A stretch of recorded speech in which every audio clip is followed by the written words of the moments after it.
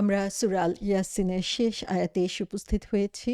শেষ আয়াতে আল্লাহ সুবহানাহু ওয়া তাআলা বলছেন, ফাসুবহানাল্লাযী বিয়াদিহি মালাকুতু কুল্লি শাইইন ওয়া ইলাইহি তুরজাউন। অতএব পবিত্র তিনি, যার হাতে সবকিছুর রাজত্ব, এবং তারই দিকে তোমরা প্রত্যাবর্তিত হবে। এই শেষের আয়াতে আল্লাহ সুবহানাহু ওয়া তাআলা তার যে পবিত্রতা, সেই পবিত্রতার কথা আমাদেরকে তুলে ধরেছেন। তিনি আমাদেরকে জানিয়ে দিচ্ছেন যে সমস্ত কিছু, সমস্ত খারাপ জিনিস থেকে তিনি মুক্ত, এবং যত ধরনের imperfection অথবা খুঁত বা ঘাটতি রয়েছে সেগুলো থেকে তিনি মুক্ত। তিনি হচ্ছেন সবচেয়ে শক্তিশালী, যার হাতেই হচ্ছে সমস্ত কিছুর রাজত্ব, এই আকাশ এবং পৃথিবীর। তার কাছেই রয়েছে কমপ্লিট কন্ট্রোল, যার রয়েছে সমস্ত ক্ষমতা প্রত্যেকটা জিনিসের উপরে। মানুষকে এখানে স্মরণ করিয়ে দেওয়া হচ্ছে যে একদিন তার কাছেই তোমাদেরকে ফিরে যেতে হবে। মানুষকে সেদিন আল্লাহর সামনে উপস্থিত করা হবে তার যেই জবাবদিহিতা, সেই জবাবদিহিতার জন্য। সো আল্লাহ এখানে আমাদেরকে বলে দিচ্ছেন যে তারই কাছে তোমাদেরকে ফিরে যেতে হবে। সুতরাং তোমরা সচেতন হও তোমাদের প্রতিটা কাজের ব্যাপারে, এবং নিজেদেরকে প্রস্তুত করো আল্লাহর কাছে ফিরে যাওয়ার ব্যাপারে। এখানে আমরা দেখি আল্লাহ সুবহানাহু ওয়া তাআলা বলছেন সুবহানাল্লাযী। শব্দটা দিয়ে এখানে বলা হচ্ছে যে সব কথা শেষ কথা, তোমাদের জন্য টেক হোম মেসেজ। এই সূরা ইয়াসিন থেকে তোমাদের যে জিনিসটা সত্যিকারভাবে মনের মধ্যে গেঁথে নিতে হবে সেটা হচ্ছে সুবহানাল্লাযী বিয়াদিহিল মালাকুত। যে তোমরা, সুবহান শব্দটার সাথে আমরা পরিচিত, সুবহানাল্লাহ আমরা পড়ে থাকি, যেটা দিয়ে আল্লাহর পবিত্রতা ঘোষণা করা হয়। এর মাধ্যমে ঘোষণা করা হয় যে আল্লাহ আহ, পুরোপুরিভাবেই হচ্ছে পারফেক্ট, তার মধ্যে কোনো ধরনের খুঁত নাই, কোনো ধরনের ঘাটতি নাই, এবং মানুষের চিন্তার বাইরে, এবং তিনি হচ্ছেন অ্যামেজিং এক সত্তা আমাদের জন্য। সো এরপরে এখানে বিয়াদিহি, শব্দটা দিয়ে বলা হচ্ছে যে যার হাতে। সো এখানে কানেকশনটা তৈরি করা হচ্ছে এমনভাবে যে আমরা যদি একবার চিন্তা করি যে আল্লাহ সুবহানাহু ওয়া তাআলা সে বিরাট সত্তা, তার হাতের গ্রিপের মধ্যে, হাতের মুঠোর মধ্যে তিনি এই মালাকুত পুরো রাজত্বকে তিনি নিয়ে রেখেছেন। সো এখানে আল্লাহ সুবহানাহু ওয়া তাআলার যে শক্তি, যে কনফিডেন্স, তার যে টোটাল কন্ট্রোল, এবং তিনি যে পুরা সমস্ত কিছুর উপরে তার যে ওনারশিপ, সেটাই হচ্ছে আমরা দেখতে পাচ্ছি জাস্ট এই ইয়াদিহি শব্দটার মধ্যে। এবং তারপরে বলা হচ্ছে মালাকুত। মালাকুত শব্দটা হচ্ছে হাইপারবোল, যে এক্সাজারেটেড অর্থ বোঝানোর জন্য ব্যবহার করা হয়ে থাকে। যখনই হচ্ছে এক্সট্রা শব্দ ব্যবহার করা হয় আরবিক লেটারতে, মুলক শব্দটার সাথে আমরা পরিচিত, এর সাথে এখন মালাকুত বলা হচ্ছে। সো যখনই এক্সট্রা লেটার, এক্সট্রা ওয়ার্ড যুক্ত করা হয় বা এক্সট্রা লেটার যুক্ত করা হয়, তখন সেটার অর্থটাও বেড়ে যায়। সো অর্থটাও অনেক বাড়িয়ে বোঝানো হয়ে থাকে। সো মুলক শব্দের অর্থ আমরা জানি যে রাজত্ব বোঝানোর জন্য অথবা কারো ওনারশিপ বোঝানোর জন্য বলা হয়ে থাকে। সো মেইন কথা হচ্ছে যার যে একজন কারো শক্তি এবং ক্ষমতাকে বোঝানো হয়ে থাকে। এবং যখন মালাকুত বলা হচ্ছে তখন বোঝানো হচ্ছে যে এই রাজত্বের সম্পূর্ণ অধিকারী, অ্যাবসোলিউট কন্ট্রোল, পুরোটার কন্ট্রোল হচ্ছে, পুরোটার ওনারশিপ হচ্ছে তার হাতে।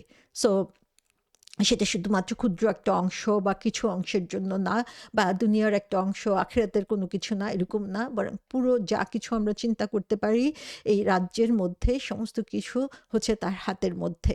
সো এখানে আমরা দেখতে পাই যে আল মালাকুত বলতে তাফসীরকারগণ বলেছেন যে যখন মুলক বলা হয় তখন হচ্ছে ফিজিক্যাল যে ওয়ার্ল্ড সেটার কথা মূলত বোঝানো হয়, আর মালাকুত বলতে আত্মিক যে ওয়ার্ল্ড রয়েছে সেটাকে বোঝানো হয়ে থাকে।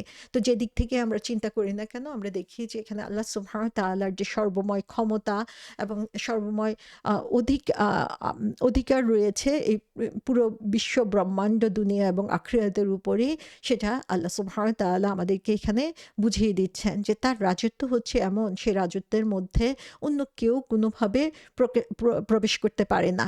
যে আমরা দুনিয়াতে অনেক রাজা দেখি, তাদের অনেক ক্ষমতা দেখি, কিন্তু তারপরে আমরা দেখি যে সেটার একটা শেষ সীমা রয়েছে, তাদের মধ্যে কিছু ক্ষমতার যেই দুর্বলতা সেগুলো আমরা দেখতে পাই। কিন্তু আল্লাহ সুবহানাহু ওয়া তাআলা হচ্ছেন সেই ক্ষমতার মালিক, যে ক্ষমতার সাথে আমরা আর কোনো কিছুই কল্পনা করতে পারবো না, এবং সেই ক্ষমতার যে ব্যারিকেড সেটার মধ্যে কোনো ধরনের খুঁত, ছিদ্র বা দুর্বলতা আমরা দেখতে পাবো না। সূরা শুরায় আল্লাহ সুবহানাহু ওয়া তাআলা বলেছেন, "যিনি আমাকে সৃষ্টি করেছেন অতঃপর তিনি আমাকে পথ প্রদর্শন করেন। যিনি আমাকে আহার এবং পানীয় দান করেন। যখন আমি রোগাক্রান্ত হই তখন তিনি আরোগ্য দান করেন। যিনি আমার মৃত্যু ঘটাবেন অতঃপর পুনর্জীবন দান করবেন। আমি আশা করি তিনি বিচারের দিনে আমার ত্রুটি বিচ্যুতি মাফ করবেন। হে আমার পালনকর্তা, আমাকে প্রজ্ঞা দান করো এবং আমাকে সৎকর্মশীলদের অন্তর্ভুক্ত করো, এবং আমাকে পরবর্তীদের মধ্যে সত্যভাষী করো। রাব্বি হাবলি হুকমা ওয়া আলহিকনি বিসসালিহিন ওয়াজআললি লিসানা সিদকিন ফিল আখিরিন। সুন্দর একটি দোয়া এখানে আমরা দেখতে পাচ্ছি যে ইব্রাহিম আলাইহিস সালাম এখানে আল্লাহকে চিনার যে অবস্থাগুলো সেটা তিনি আমাদেরকে দেখিয়ে দিয়েছেন, যে তিনি আমাদেরকে সৃষ্টি করেছেন, তিনি আমাদেরকে গাইডলাইন দিয়েছেন, তিনি আমার প্রয়োজনীয় খাবার এবং পানীয় দান করেন, তিনি আমাকে সুস্থতা দান করেন, তিনিই মৃত্যু দিবেন, তিনি হচ্ছে আবার পুনর্জীবন করবেন, তিনি আমাদেরকে ক্ষমা করে দিবেন। সো এই যে আল্লাহ সুবহানাহু ওয়া তাআলার যে সর্বময় ক্ষমতা দুনিয়া এবং আখিরাতে, সেটা আমরা এখান থেকে দেখতে পাচ্ছি।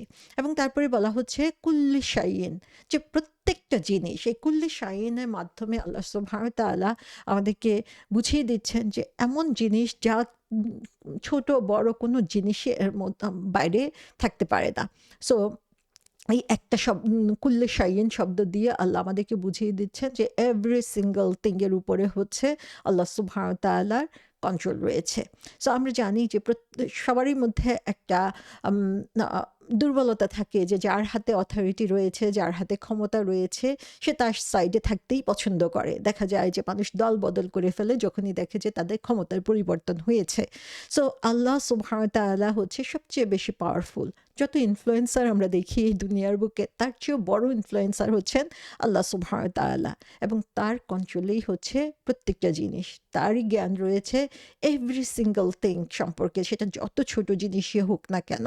সো আল্লাহ সুবহানাহু ওয়া তাআলাই জানেন যে কোন জিনিস কিভাবে ব্যবহার করতে হবে এবং কোন জিনিস কিভাবে আমাদের উপকারে লাগবে, কোন জিনিস আমাদেরকে ক্ষতির কারণ হচ্ছে। সো তিনি আমাদেরকে যেভাবে জানিয়েছেন, আমরা যদি সেভাবে তার পথে চলি, তার মাধ্যমেই আল্লাহর সেই সার্বভৌম ক্ষমতাকে আমরা মেনে নিচ্ছি। সো আল্লাহ সুবহানাহু ওয়া তাআলা তার সেই সার্বভৌম ক্ষমতার পরিচয় এখানে দিচ্ছেন, যে এক আল্লাহকে আমরা যদি পাই, এক আল্লাহকে যদি আমরা সন্তুষ্ট করতে পারি, we don't need anything else.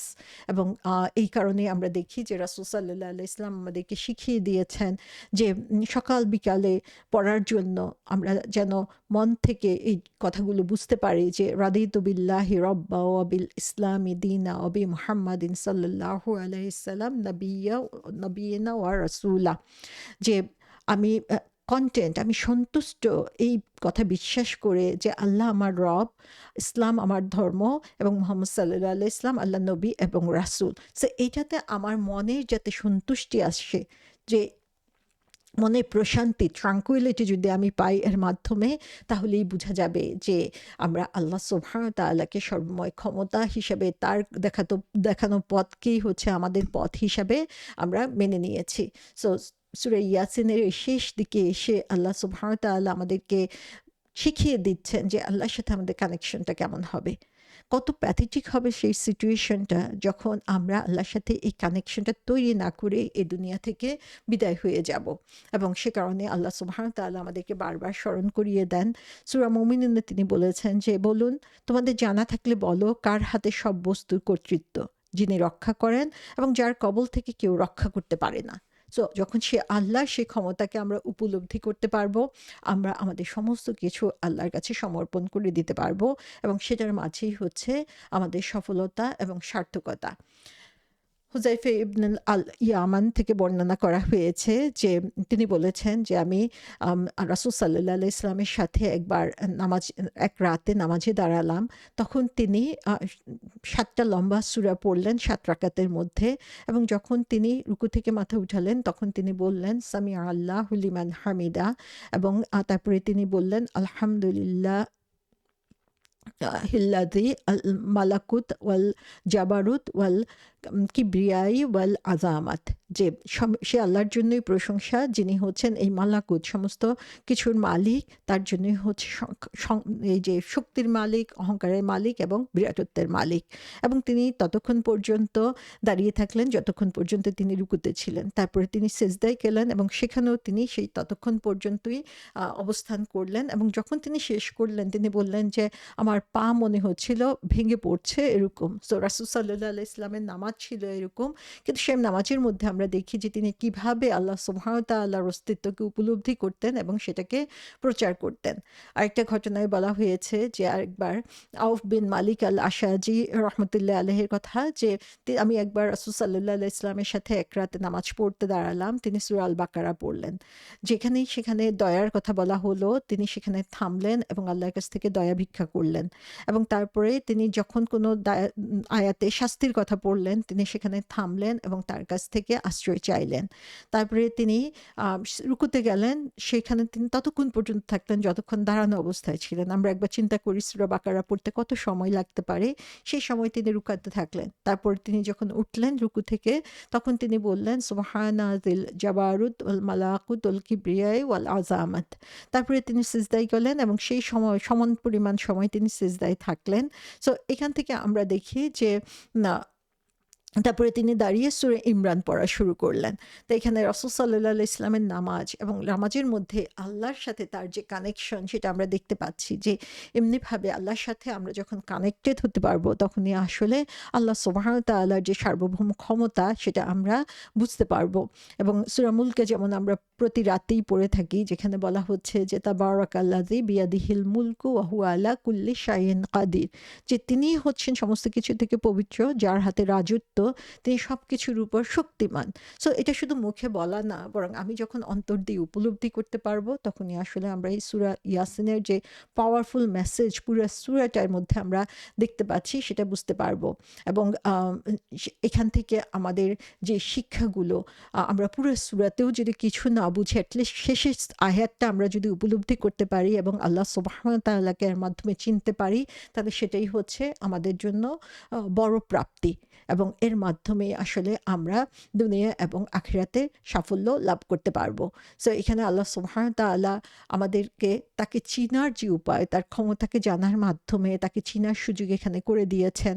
সে কারণে আমাদের প্রতি মুহূর্তে মনে রাখতে হবে যে একসময় আল্লাহ সুবহানাহু ওয়া তাআলার কাছে আমার নিজেকে প্রেজেন্ট করতে হবে, আমার কাজকে প্রেজেন্ট করতে হবে, আল্লাহ সুবহানাহু ওয়া তাআলার কাছে আমাকে ফিরে যেতে হবে। আমরা যদি আল্লাহকে সঠিকভাবে চিনে ফিরে যেতে পারি তাহলে সেটাই হবে আমাদের বিজয়ের সাথে ফিরে যাওয়া। প্রতিনিয়ত আমরা একটা কথা বলে থাকি, মানুষ মারা গেলে সে ইন্না লিল্লাহি ওয়া ইন্না ইলাইহি রাজিউন। এর অর্থ কি? এর অর্থ হচ্ছে নিশ্চয়ই আমরা আল্লাহর জন্য এবং নিশ্চয়ই আমরা আল্লাহর কাছে ফিরে যাব। সো এর মাধ্যমে, এই কথাটা বলার মাধ্যমে আমরা কিন্তু কমপ্লিট সাবমিশন করছি আল্লাহর ইচ্ছার প্রতি। আমাদের যে জীবন আল্লাহ সুবহানাহু ওয়া তাআলা দিয়েছেন সেটাকে অ্যাকসেপ্ট করে নিচ্ছি। আমাদের মৃত্যু যখন আসবে সেটাকেও আমরা মেনে নিচ্ছি, এবং আমাদের এই ক্ষণস্থায়ী জীবনে আল্লাহ সুবহানাহু ওয়া তাআলা যা কিছু দিয়েছেন সেগুলোকেও আল্লাহ সুবহানাহু ওয়া তাআলার সন্তুষ্টির জন্য আমরা খরচ করতে রাজি আছি। সো আমরা যখন বলি আমরা আল্লাহর জন্য, আমাদের সমস্ত কিছু আমাদেরকে আল্লাহর কাছে সঁপে দিতে হবে, সমর্পণ করতে হবে, এবং এটাই হচ্ছে আনুগত্য, এটাই হচ্ছে ইসলাম, যে আমি সমস্ত কিছু আল্লাহর জন্য দিয়ে দিচ্ছি এবং ওয়া ইন্না ইলাইহি রাজিউন, যে আমি আবার তার কাছে ফিরে যাব। এই বিশ্বাসটা আমার যত পূর্ণাঙ্গ হবে, শক্তিশালী হবে, তত বেশি আমি দুনিয়ার প্রতিটা মুহূর্তে আমাদের কাজের ব্যাপারে সচেতন হতে পারবো।